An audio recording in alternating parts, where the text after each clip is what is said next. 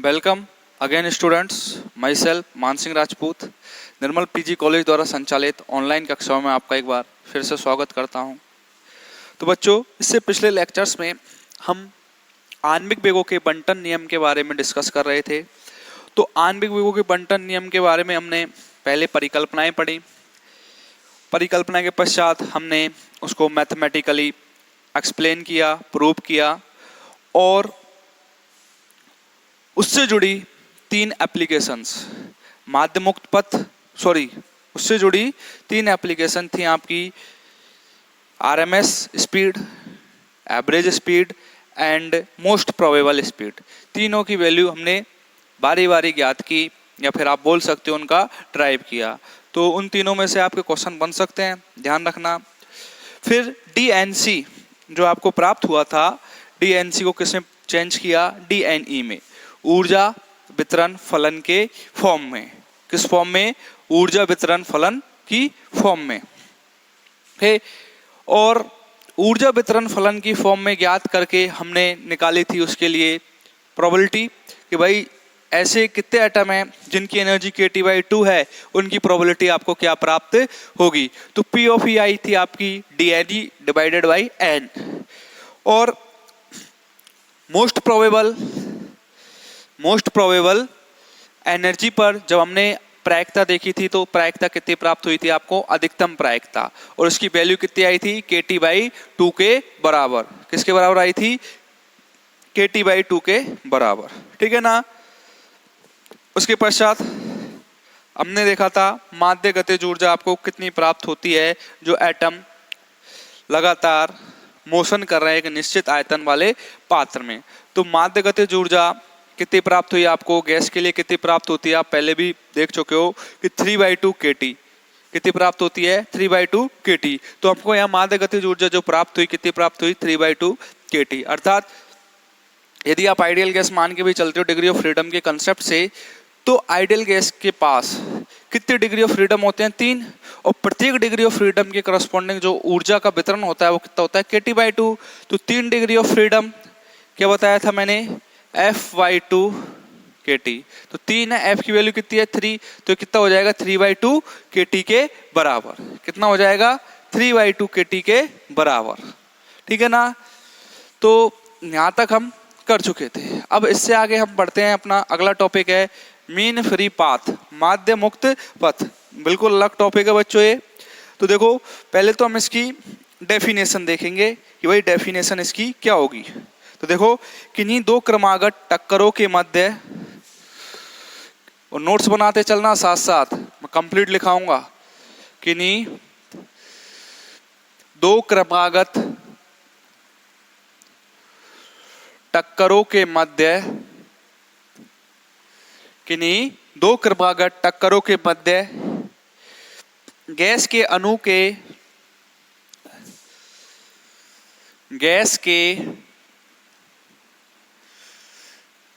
के किन्हीं दो क्रमागत टक्करों के मध्य गैस के अणु के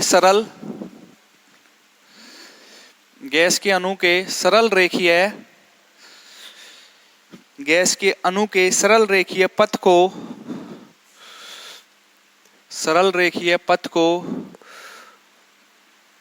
माध्य मुक्त पथ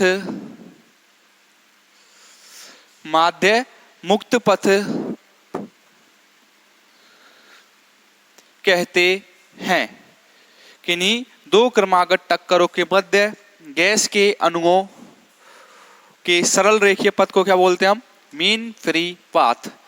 ओके, तो देखो,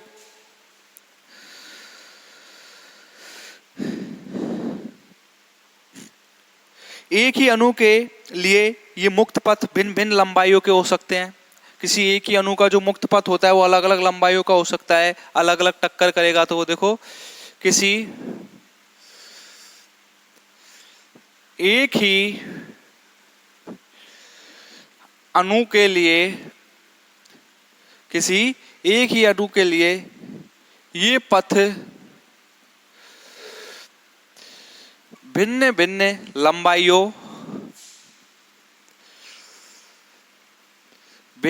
लंबाइयों के हो सकते हैं। ठीक है, किसी एक ही अणु के लिए ये जो पथ आपको प्राप्त हो रहे हैं सरल रेखीय पथ, ये इनकी जो लेंथ है वो अलग अलग प्राप्त आपको हो सकती है। किसी लंबे समय अंतराल में किसी अणु के मुक्त पथों का औसत किसी लंबे समय अंतराल में किसी लंबे समय अंतराल में किसी अणु के मुक्त पथों का किसी अणु के मुक्त पथों का किसी लंबे समय अंतराल में किसी अणु के मुक्त पथों का औसत मुक्त पथों का औसत माध्य मुक्त पथ कहलाता है। औसत माध्य मुक्त पथ कहलाता है। ठीक है ना, तो ये आपकी एक तो ये डेफिनेशन हो गई आपकी कि भाई माध्य मुक्त पथ क्या कहते हैं, और एक ही हो गई। ठीक है, तो आपको जो भी अच्छी लगी वो दोनों में से आप कोई भी चूज करके लिख सकते हो। तो देखो एक बार डेफिनेशन देखो इसकी, मीन फ्री पाथ की डेफिनेशन आपको क्या लिखाई गई है, और इसको नोट करो, एग्जाम में पूछी जाती है। तो देखो, और इसे किससे निरूपित करते हैं हम? लैम्बडा से। इसे लैम्बडा के द्वारा निरूपित, इसे लैम्बडा के द्वारा निरूपित किया जाता है। किसके द्वारा निरूपित किया जाता है? इसे लैम्बडा के द्वारा। तो देखो, यदि इसे लैम्बडा के द्वारा हम निरूपित कर रहे हैं तो क्या माने? यदि कोई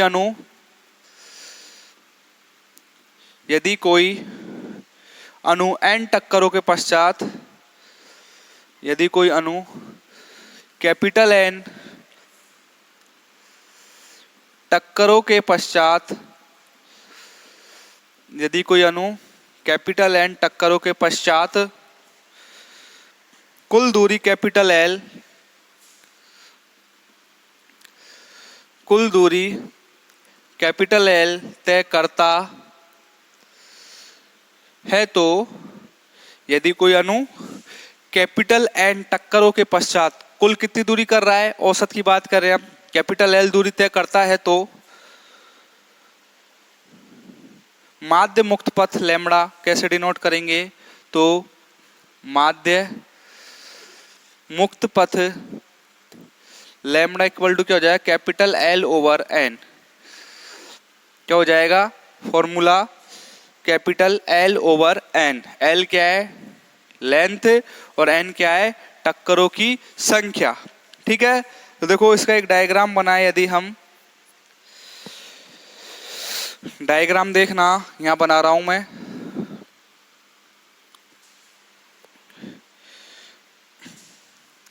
ये कोई पात्र है, ठीक है ना, और इस पात्र में अणु भरे हुए हैं जो लगातार सरल रेखीय पथ में क्या कर रहे हैं? गति कर रहे हैं। थोड़ा बड़ा, ठीक है, एडजस्ट कर लेना, मैं ऐसे ही पेंटर हूं। ठीक है, तो ये दो अणु हैं और कुछ इस प्रकार भी है, इस प्रकार से मोशन कर रहे हैं। इसका केंद्र बिंदु यहाँ है, इसको और बड़ा कर लेना। तो इन दोनों के केंद्रों के मध्य की जो दूरी है उसको किससे डिनोट करेंगे? जो दो एटम लगातार कोलाइड कर रहे हैं उनके केंद्र बिंदुओं के मध्य की दूरी क्या है? Small D. और यहाँ से यहाँ देखोगे तो ये स्मॉल डी, और यहाँ से यहाँ देखोगे तो ये भी स्मॉल डी के बराबर। यदि मैं इसका पृष्ठीय क्षेत्रफल निकालूं, और पृष्ठीय क्षेत्रफल किससे डिनोट किया जाएगा? सिग्मा से। तो देखो, इसलिए सिग्मा बराबर क्या होता है? पाई डी स्क्वायर। क्या होता है? सिग्मा बराबर पाई डी स्क्वायर। क्या हो जाएगा? ये पृष्ठीय क्षेत्रफल। ठीक है ना, तो पाई, और इसकी जो रेडियस कितनी है? दोनों के बीच की स्मॉल डी, तो क्या हो जाएगा पाई डी स्क्वायर के बराबर। ये क्या कहलाएगा आपका पृष्ठीय क्षेत्रफल। तो देखो टी सेकंड में टक्करों की संख्या स्मॉल टी सेकंड के पश्चात, स्मॉल टी सेकंड में कुल टक्करों की संख्या, कुल टक्करों की संख्या कितनी हो जाएगी टी सेकंड में टक्करों की संख्या बच्चों, sigma equal to sigma B bar T N. Sigma तो क्या है पृष्ठीय क्षेत्रफल, बी बार क्या है इसकी वेलोसिटी, और टी क्या है समय, और एन टोटल नंबर ऑफ टक्कर। तो देखो क्या हो जाएगा, सिग्मा की वैल्यू पुट कर दोगे आप, सिग्मा की वैल्यू पुट कर दो ऊपर से, तो टोटल टक्करों की संख्या क्या हो जाएगी स्मॉल टी सेकंड में आपकी सिग्मा की value pi D square B bar T N के बराबर। ठीक है ना, स्मॉल टी सेकंड में आपके टक्करों की संख्या आ गई। इसलिए मुक्त पथ लैम्बडा अतः मुक्त पथ लैम्बडा बराबर क्या हो जाएगा, देखो मुक्त पथ लैम्बडा हो जाएगा आपका टी सेकंड में तय की गई दूरी और टी सेकंड में टक्करों की संख्या। क्या हो जाएगा, स्मॉल टी सेकंड में कितनी दूरी तय की गई है, स्मॉल टी सेकंड में तय की गई दूरी और स्मॉल टी सेकंड में टक्करों की संख्या। ठीक है ना, तो लैम्बडा बराबर क्या हो जाएगा, स्मॉल टी सेकंड में जो दूरी तय की जाएगी वो क्या हो जाएगी B bar, small T second में जो दूरी तय की जाएगी वो क्या हो जाएगी बी बार टी, और स्मॉल टी सेकंड में टोटल टक्करों की संख्या आपकी यही रही, तो ये क्या हो जाएगी pi D square B bar T N के बराबर। तो बी बार टी से B bar T cancel out, तो कितना बच जाएगा लैम्बडा बराबर, लैम्बडा बराबर क्या हो जाएगा 1/पाई डी स्क्वायर एन। लैम्बडा बराबर क्या आ गया आपका 1/पाई डी स्क्वायर एन के बराबर।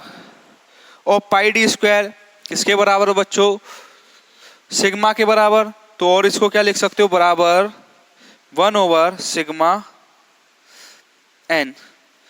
ठीक है, इसको दे दो समीकरण नंबर 1। तो अभी आपको माध्य मुक्त पथ कितना आ गया, लैम्बडा बराबर वैल्यू आ गई आपकी 1/सिग्मा एन, सॉरी समीकरण नंबर 2, समीकरण नंबर 2। अब मैक्सवेल डिस्ट्रीब्यूशन फंक्शन के अनुसार देखो, मैक्सवेल डिस्ट्रीब्यूशन फंक्शन के अनुसार क्या हो जाएगा आपका, अकॉर्डिंग टू मैक्सवेल डिस्ट्रीब्यूशन आपकी लैम्बडा की वैल्यू क्या आएगी। उससे पहले आप इसका एक बार स्क्रीनशॉट लीजिए कंप्लीट, जिससे आप आगे बढ़े। तो वीडियो पॉज कीजिए और स्क्रीनशॉट लीजिए बच्चों जल्दी, तो मैं इरेज कर रहा हूं नहीं तो। चलो देखो,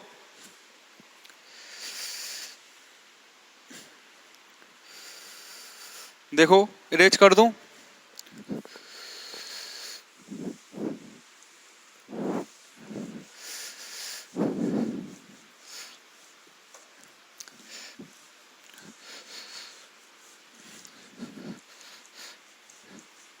देखो समीकरण नंबर 2 तक सभी स्वस्थ हो। तो देखो according to Maxwell distribution,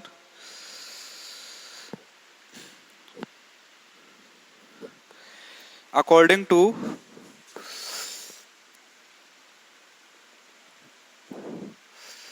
Maxwell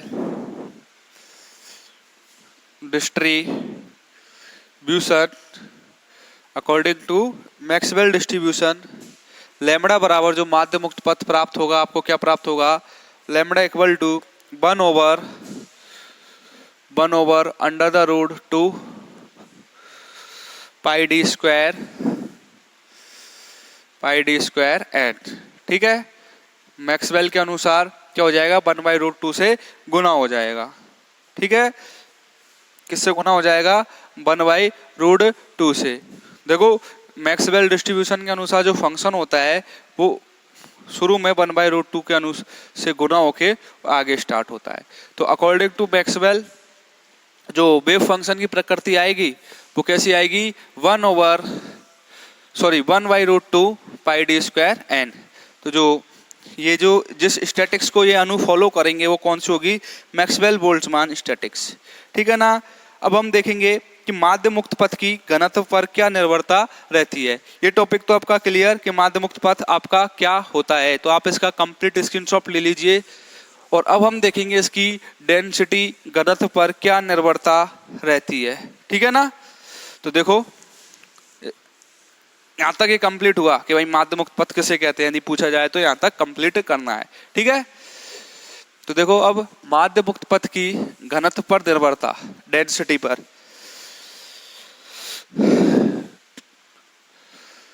माध्य मुक्त पथ की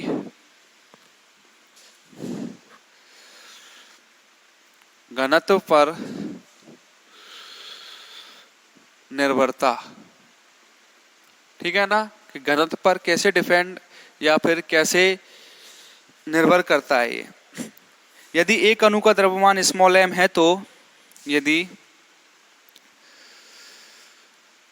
एक अणु का द्रव्यमान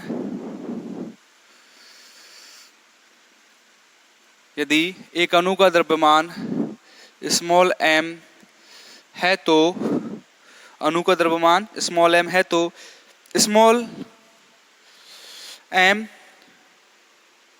सॉरी यदि एक अणु का द्रव्यमान स्मॉल m है तो स्मॉल n अणुओं का द्रव्यमान, तो स्मॉल n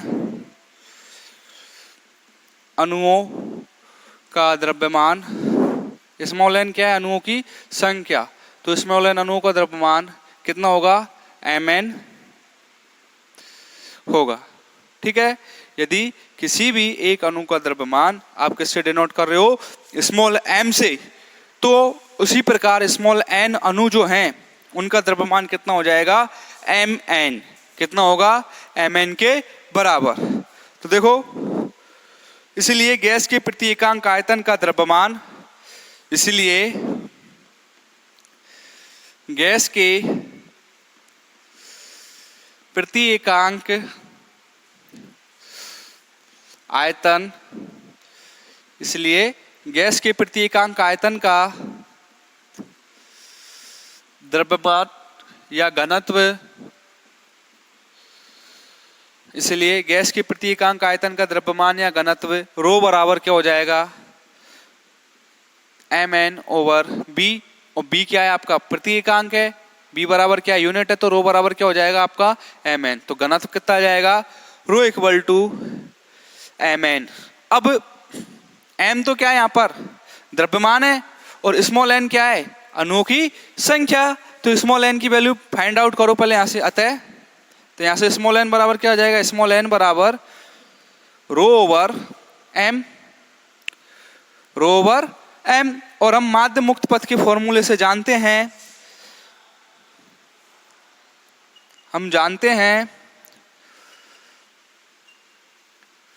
माध्य मुक्त पथ से लैम्बडा बराबर कितना प्राप्त होता है आपको, lambda equal to m over √2 pi D square, sorry m नहीं है अभी, 1 over pi D square n, यही प्राप्त होता है आपको। तो देखो यहां से आप जो स्मॉल n है इसकी वैल्यू उठा के यहाँ पे रख दो, तो आपका जो मीन फ्री पाथ है, माध्य मुक्त पथ है, क्या हो जाएगा। अतः मान रखने पर देखो क्या वैल्यू गेट होगी आपको, लैम्बडा इक्वल टू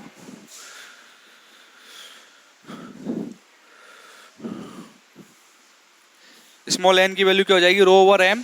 तो m ऊपर पहुंच जाएगा आपका, m over √2 pi D square rho के बराबर। तो जो मीन फ्री पाथ पे डेंसिटी रो की जो डिपेंडेंसी आई वो क्या आई, प्रोपोर्शनल 1/रो के बराबर, मतलब व्युत्क्रमानुपाती। अर्थात लैम्बडा इज इनवर्सली प्रोपोर्शनल रो। ठीक है ना। तो क्या बोल सकते हो यहां से, लैम्बडा इनवर्सली प्रोपोर्शनल रो, तो बोल सकते हैं हम यहां से, अर्थात किसी पात्र में गैस के अणुओं का, अर्थात किसी पात्र में, अर्थात किसी पात्र में गैस के अणुओं का, गैस के अणुओं का,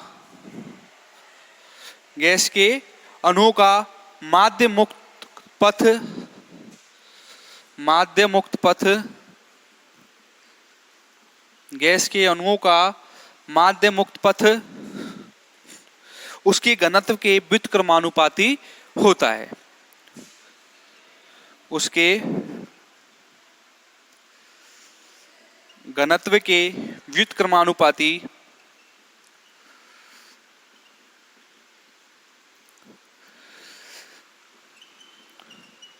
होता है। इनवर्सली प्रोपोर्शनल, लैम्बडा प्रोपोर्शनल 1/रो। अब यहां से आप यदि Pb बराबर NKT, देखो आदर्श गैस समीकरण से, चूंकि और क्या रिलेशन निकाल सकते हो आप माध्य मुक्त पथ का, चूंकि ये गैसों के लिए है तो हम आइडियल गैस की बात कर लें। आदर्श गैस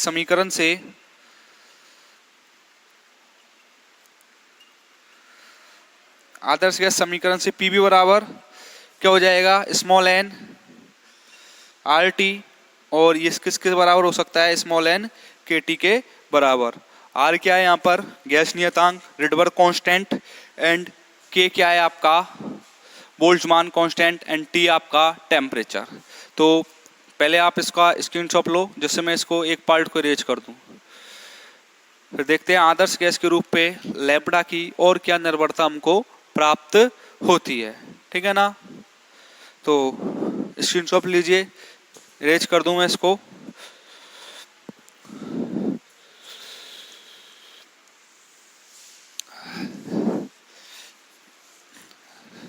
देखिए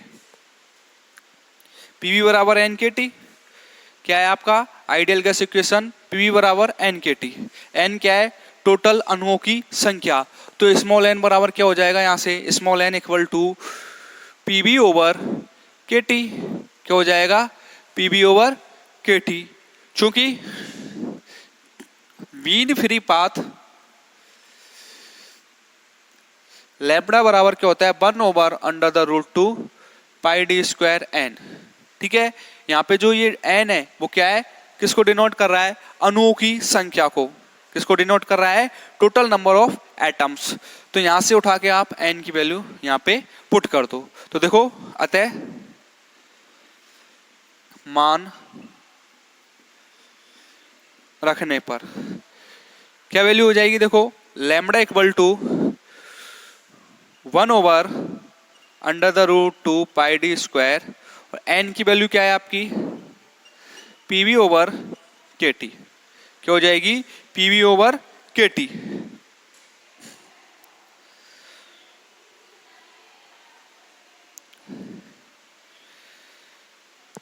ठीक है, और Pv ओवर KT हो गई। यहाँ पे B क्या है आपका, आयतन है, और हम यहाँ पे बात किसकी करते आ रहे हैं, जब घनत्व निकाला था तो एकांक आयतन की, क्योंकि एकांक आयतन के लिए B बराबर क्या हो जाएगा, यूनिट, B बराबर 1 यूनिट। तो आपकी लैम्बडा कितनी प्राप्त हो जाएगी आपको, KT ओवर √2 पाई d स्क्वायर P के बराबर। तो लैम्बडा और क्या रिलेशन निकले आपके, lambda is inversely proportional rho is proportional T is proportional 1/P। ठीक है, तो माध्य मुक्त पथ किस किस के, घनत्व रो के व्युत्क्रमानुपाती, ताप T के समानुपाती, और दाब पी के व्युत्क्रमानुपाती आपको प्राप्त होता है। तो ये थी आपकी माध्य मुक्त पथ की घनत्व पर निर्भरता। तो यहाँ पे आपको फॉर्मूला याद रखना है और स्मॉल n की वैल्यू गेट करके उनकी वैल्यू रखती है। तो ये रिलेशन जो आया है आपका लैम्बडा प्रोपोर्शनल 1/रो प्रोपोर्शनल टी और प्रोपोर्शनल 1/p, ये मैंने संयुक्त रूप से लिख दिया है, तो इसको ध्यान रखना आप, ठीक है ना। अच्छे अच्छे एग्जाम में इनकी निर्भरता पूछी जाती है कि टी पर क्या निर्भरता होती है, क्या रिलेशन होता है इनमें। तो आप इसका स्क्रीनशॉट ले लीजिए। और आज के लिए इतना ही, इससे आगे हम अगले लेक्चर में पढ़ेंगे। तब तक के लिए धन्यवाद।